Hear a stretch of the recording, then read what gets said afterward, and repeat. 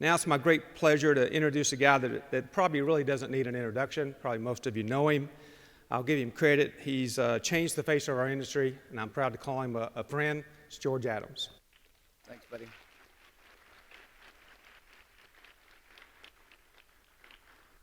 I don't do really good behind podiums, so I'll stand out here. People always get mad at me in meetings because I can't sit down. I got to walk around. So anyway, first I want to welcome everybody. It's great to be back in Vegas after missing for these last couple of years. Although having your company party the night before you're going to give a speech is a bad idea. But thanks, Greg. Thanks, Spencer. And thanks for all you guys coming. I told these guys the room's going to be empty, but obviously you guys came to hear Spencer, not me. So I get to do a little plug on SA. So SA stands for Sims Adams. I thought it should be AS, Adams Sims, but ISRI Recycling didn't go over real well, so it ended up to be SA. It's 125 locations. I think we got a little over 3,000 employees. We're going to do plus 5 million tons of scrap this year. I remember when we hit 50,000 tons, and I was bragging to Frank Cozy when they had Cozy Iron and Metal. And he says, George, when you get to 100, then you come talk to me. And this month, I think we'll break 500,000 tons, which is, to me, just crazy. Because I remember driving a roll-off truck and hooking cars on a tow truck, and it just doesn't seem like it was that long ago. So 5 million tons of ferrous, we're going to do 1.4 billion pounds of non-ferrous. The joke in my company is that I trip over non-ferrous to get to ferrous, because I'm a ferrous guy, not a non-ferrous guy, but we buy a lot of ferrous. So Greg said, we changed the face of the industry. I don't know if that's true, but we have, in the last 10 years, spent over $1 billion on acquisitions. And my family jokes, I never met a scrapyard I don't like, which is probably true. But anyway, we have done a lot of acquisitions. We've got a lot of great, amazing people along the way. It's impossible to go out and hire people today, so you buy companies and they come with people. So, and I think we have like 90 people at ISRI, and so that's why the room is half full, because they all mandatorily had to come today, see? So, I feel like when they talked about me speaking up here, I said, look, if people want to come and know about what the market's going to do and what pricing is going to do, and Danielle told me she would strangle me if I talked about pricing. Danielle, our antitrust attorney for ISRI. But anyway, I'm an ops guy. I'm not a trader. They joke in the company that my dog knows more about where the market's going to go than me. But I'll give you my opinion on, and as Spencer said, with Russia going on, obviously that's having huge effect on the markets. And I was talking to Jason Schenker about what did he think was going to happen. I'd asked someone way smarter than me. And, Jason thinks that it's going to be like a frozen war. He doesn't think it's going to settle. He thinks it'll be more like a North Korea, South Korea type of thing. And if that's the case, I think with the sanctions that are on Russia with those continuing, then, I believe that we could have a strong market, for a period of time to come. And you think of Russo Aluminum, largest aluminum manufacturers in the world there. And even though I don't think it's technically prohibited to ship it, I think most people don't want to do business with them. And so I think all of that's going to have a continued effect on the market. He talked about pig iron, HBI, all of those things are affecting steel. And so I think it all looks good.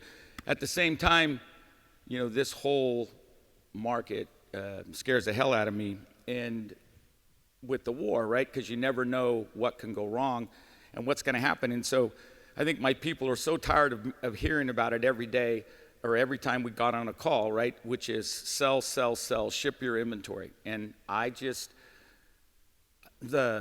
never smart enough to figure out which way the market's going to go. And so as long as I don't own any scrap, then I don't really care, right? I don't have to worry about sleeping at night. So we have a really strong, hard rule, which is we sell everything we have every month, whether it's non-ferrous or ferrous, if we can. Obviously, sometimes you can't, but as much as possible. And we're going to try to ship it all every single month. And, we don't ever play the market. Like I said, I'm not smart enough to figure that out. And so it's just really simple. If you're always sold, if you always ship to the ground every month, then it doesn't matter what happens. And so, but, people ask me what keeps me up at night. And, obviously this war is definitely scary to me because there's so many unknowns, there's nothing normal, and there's so many things that could go wrong. And although I don't think that they'll, light a nuclear bomb off, I do believe that they could do something stupid like blow up a nuclear power plant accidentally, or the people just don't do their job and the plant gets away. And so, I think that is something that could really happen. And again, which is why I don't want to own any scrap, right? I want to be sold, I want to ship it, and everybody gets tired of me saying it, but that's my standard mantra. But one thing I do think, if you leave out, the potential of the war, if you look at back in 2014, 2015, why was the market so bad, right? I believe if you look, November of 2015 was the bottom of the market. And really at that point in time, I feel like the market collapsed so low because of all the Chinese billets that were being shipped on the world. And then after that, they stopped putting out those billets like that and kind of changed the policy. So that could happen again if they started shipping billets into the US or into the world, then I think that could have a really strong effect on the market. And the difference is right now they could make money on those billets. I'm hoping that they don't. I don't think that's really the policy there, but that is something that keeps me up at night and something that I worry just because it happened before. So people ask me all the time about consolidation. And obviously, I'm a big consolidator, although it's a little different, right? Because I'm not vertically integrating, I'm just getting more scrapyards. But people ask me all the time what I think about consolidation and steel mills buying scrapyards. And look, I think that's going to continue. I think steel mills are going to continue to buy scrapyards. They're building way too many steel mills. You look at the capacity that's coming on in the next few years, and people are going to want to own their supply. So I think they're going to continue to buy scrapyards. But at the same time, I feel like there's plenty of room in this market. And I'll just use us as an example. Obviously, we're a big company. This year, I think we'll do $4 billion in sales, right? We go in a market, and you take a small independent scrapyard, and I'm never going to beat that guy. Okay, there's not a chance. A lot of people say, oh, you can beat that guy and put him out of business. Not a chance. Okay, you'll never beat an entrepreneur that's running his own company. And I'm not, I feel like certainly the steel mills are going to move into our business, and I'm going to continue to buy more scrapyards. But it's not going to change the fact that, the smaller companies have a place, or the smaller companies are going to continue to be successful. My sister, when we were a little company, my sister used to tell the banks, that we were like a cockroach. Blow a nuclear bomb off, you're never going to beat us because you just couldn't kill us, right? And that's just what she used to say, right? And because she just said you can't ever beat a small company, and that's just what I feel. So I think there's plenty of room going forward in this market, but I do believe consolidation will continue, but I still think there's room for everybody. So one of the questions I get asked all the time is, how do I do it, right? In other words, how do we run 125 scrap yards? And, people will say to me all the time, I can barely run one scrap yard, or I can barely run two scrap yards. I can't handle what I got. How do you run 125 scrap yards? And so look at I think the number one thing first, right, is you got to treat work like a game. You can't let it get to you. You can't let, the different things that happen make you upset. And you look in California, the issues we're having with the DTSC, and, you could just have a heart attack over all of the environmental issues that California is doing. But you just got to treat it like a game. When things happen, it's like, think about you're moving around a board game, like a game of Monopoly, and, you land on the wrong square and you lose this, or someone takes, you can't get upset. I used to play Risk with my sons, and when we were younger, and the game of Risk where you like take the countries and you move the thing, and you don't get upset when someone takes takes whatever country that you were trying to get, right? It's a game. If you can learn to treat work like a game and not let it get to you, then you don't get stressed out. You don't become an alcoholic, and smoke too many cigars like I do. So I have what I call my triangle, and all the people that work for me have heard all this, many times. But so my triangle's got 3 points, right? The top point of the triangle is play to win, and the second point is never quit, never give up, and the third point is live life like a bridge. So play to win. What does play to win mean? Play to win means you're going to do whatever it takes to win. That doesn't mean you're going to break one of your moral values or kill somebody, although I think about that sometimes. But you're not going to do something that goes against you, but you're going to do whatever it takes to win. You're going to invent a new piece of equipment, go under the wall, over the wall.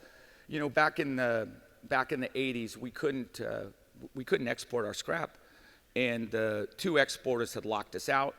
Which one of them was Hugo New, which now we own, but are partners with.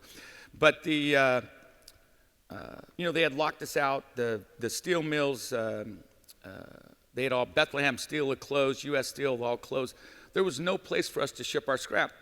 And so, me and my brothers got together and we made a container loader that would rotate so we could use a container ship, and we started loading scrap with containers. Point being is that you play to win. You change the rules, you change the paradigm, you figure out how to get it done. The second point, never quit, never give up. And a lot of people say that. You hear it all the time, okay? Don't quit, don't give up. But my father, from the time I was a little kid, would pound in my head, you never quit, you never give up. And he used to tell me all the time, as long as you always get back up off the ground, you're not beat, right? Doesn't matter how many times someone knocks you down, you just get back up. And that's really, really the key.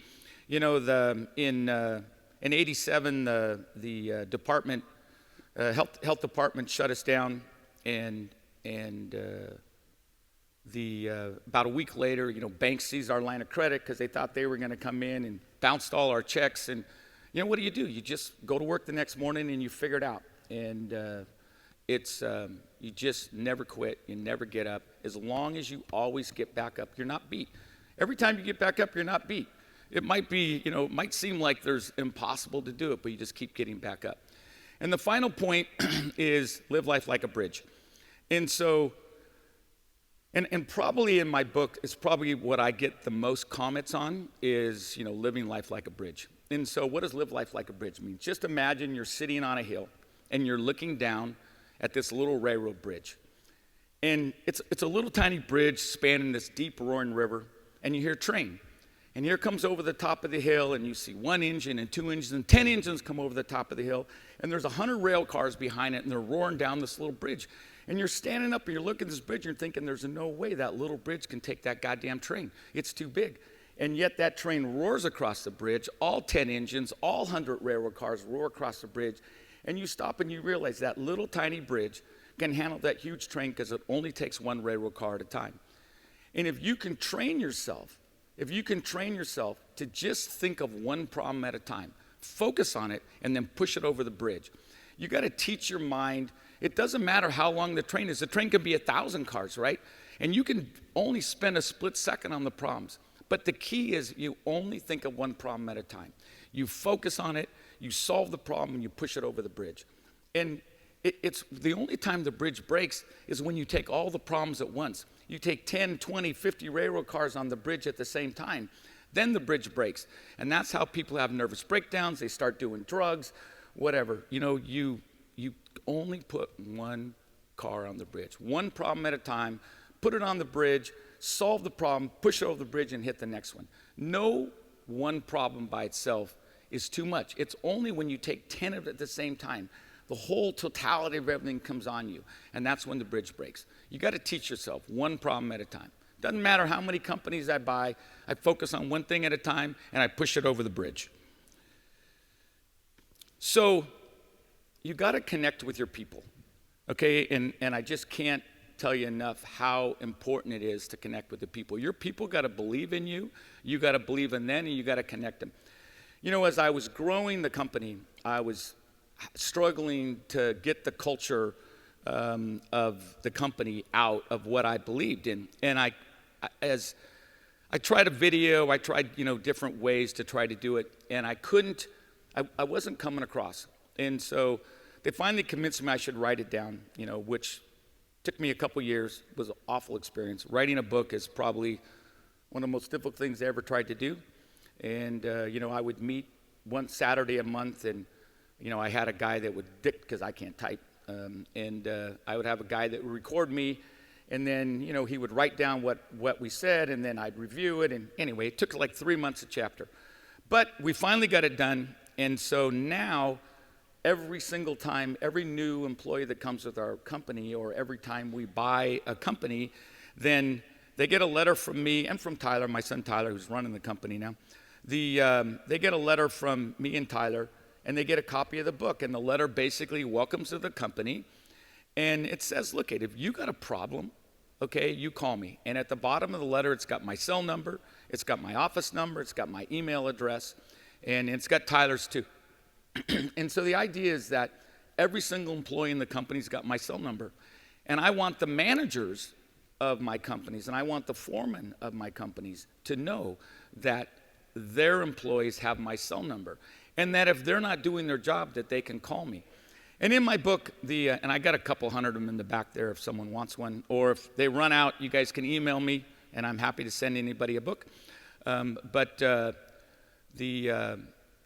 the book, it says how you're supposed to be treated, right? It tells the people how I expect everybody to be treated, how the managers should treat their employees, and how their employees should treat their managers.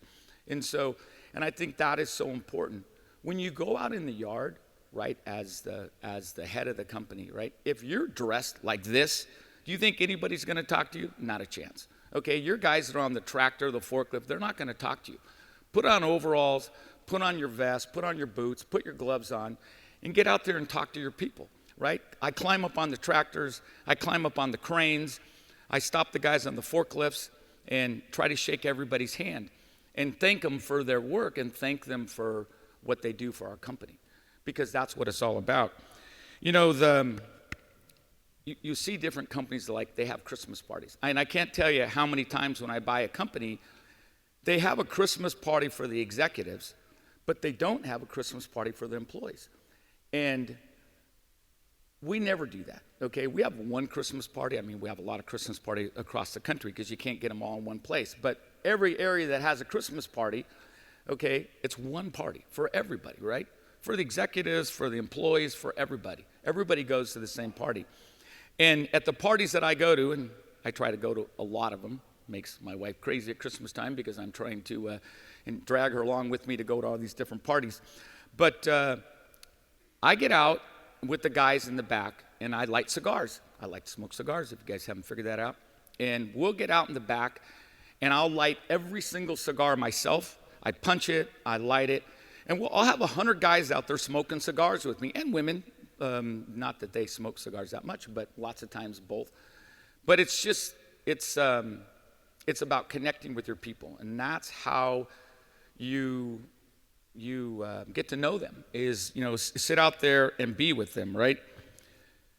You got to empower your people, okay? You've got to honor them. You've got to empower them. You've got to respect them. And what I mean by that is you respect their opinions. You ask their opinion. You listen to what they have to say. You empower them. You give them the tools to do their job. There's, everybody out there, look at, people want to do their job. They want to work. They want to get stuff done. Half the time they don't have the tools. They don't have a forklift. They don't have torches. They don't have the different stuff they need. You got to empower your people, and you got to give them the tools so they can get their job done. And like I said, listen to them. Really important. You look at the body language of somebody, right? And you're telling them to do something. And you can tell by looking at the body language, they don't like that idea, they don't agree with it, or they think you're wrong. And if you just ignore it, right, well, then they'll do it your way, but it's probably not right. If you can drag it out of them what they really think and get them to give you their opinion, then you'll always have a stronger company. And if they're doing it their way, they're always going to be more supportive of getting it done. So I always try to listen, and if there's 2 or 3 ways to do something, I'm always going to try to do it their way, because they're the ones at the end of the day that got to do the job. I'm going to leave and go on to the next business, and they're the ones that are going to be running it. If they don't support it, they're not going to do it. So we're a bottom-up company, not a top-down. And what do I mean by that? So many companies, they make all the decisions in the executive office, right? They make the decisions, and they send out what I call edicts from God. Okay, edicts from God come down, and you will do this, right? I don't believe in that. Okay, I believe bottom up. I believe the guy on the forklift or the guy on the crane or even the guy sweeping knows more about his job than I do.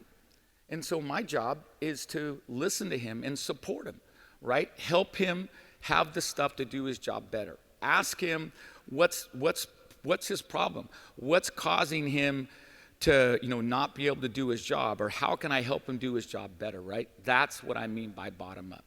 And I personally think that's the only right way to run a company.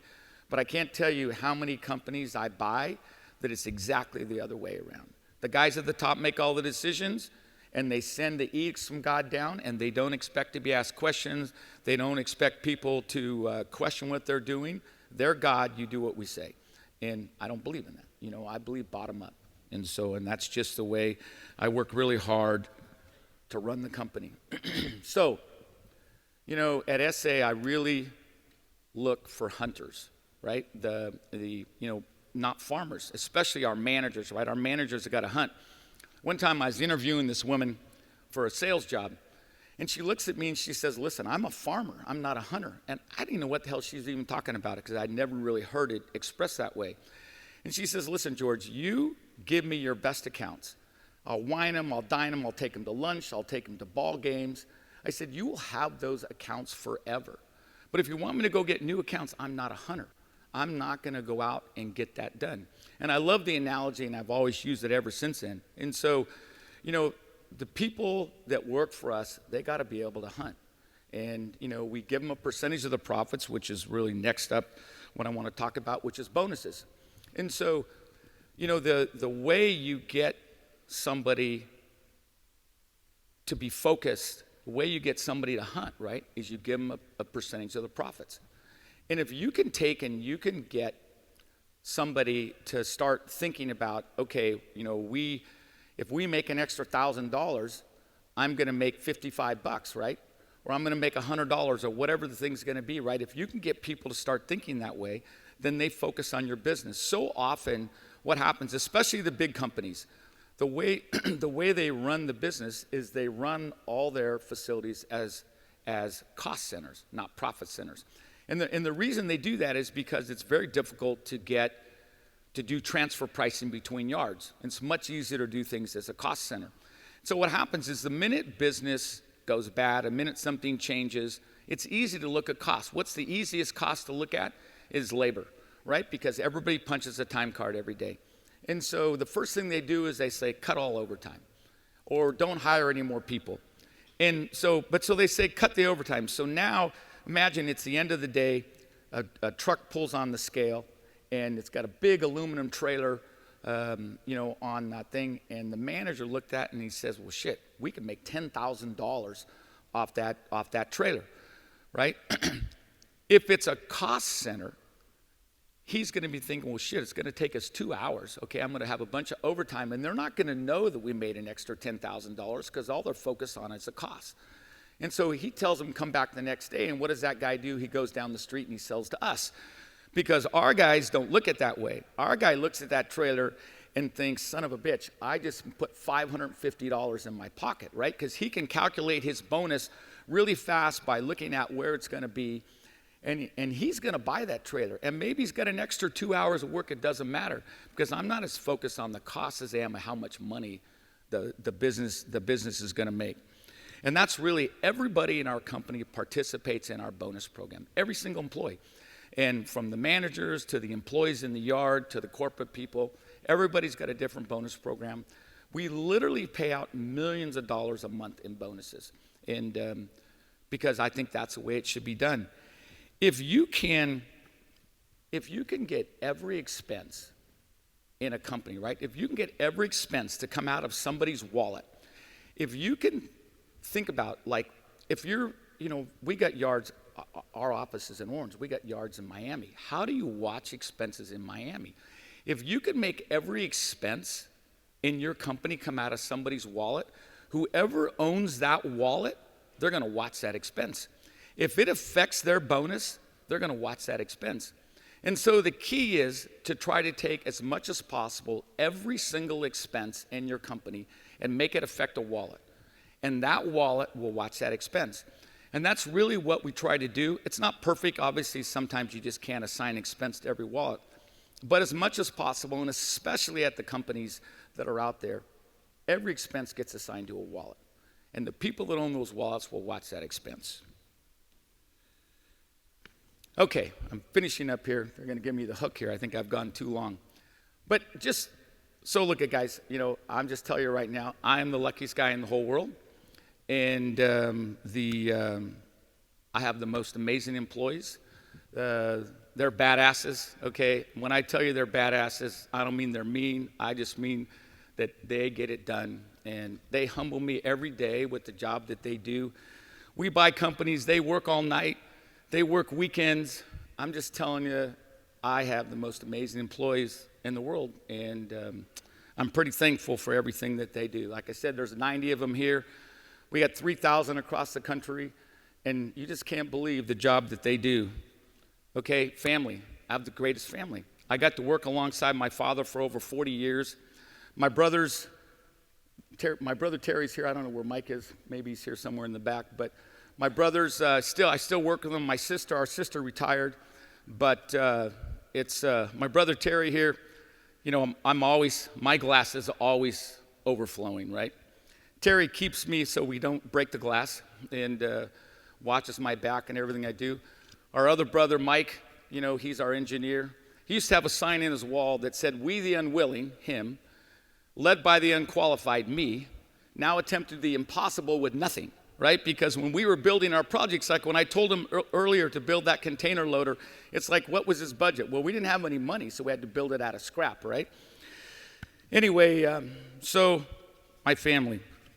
And then my sons. Okay, now my sons are in the business. Okay, I just can't tell you how much fun it is having my sons in the business. They're way smarter than me, okay, because they can use a computer. They have computer skills that I just don't have. As I said earlier, like, we're going to do $4 billion this year, okay? I mean, they didn't have computers when I grew up. I'm 65, all right? They didn't have cell phones. I was 30 years old. I got my first cell phone, okay? These kids grew up with that kind of stuff. So, I'm working with them, and I'll tell Tyler. I go, "Tyler, I think you should do this, or I think you should, do that." And he'll give me this bullshit 4-page Excel spreadsheet about 2 hours later that shows me I'm wrong and he's right? I mean, and so I'm like, fine, do it your way, Anyway, and finally, my amazing wife, who's right here, and I am the luckiest guy in the whole world. She goes on all my adventures with me, although this PSC adventure maybe put her over the edge. When I would sit outside, smoke a cigar, and talk on the phone, and she comes out and sits with me, and she's listening. She's like, "What are you doing?" I go, "Nothing." She says, "Bullshit, what are you doing?" And I go, "Well, I'm trying to buy PSC." And she's like, "What's PSC?"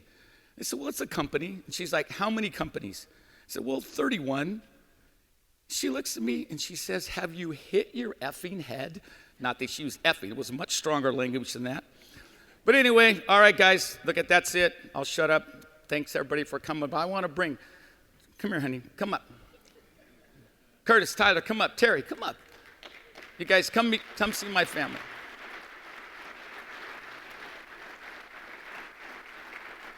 Here, come this way. Come on up. We're just coming up. Come on. Curtis, get up here. Terry, come on up. Okay, fine. He doesn't want to go up. Where's Calvin? Oh, there he is. Well, no, I didn't see you sitting there. I didn't know where you were. Anyway, you guys, my family, I work 80 hours a week, and these guys put up with me, and I couldn't do it without them. having my boys in the business is so much fun, and it's good stuff. And my wife here, anyway, thank you guys.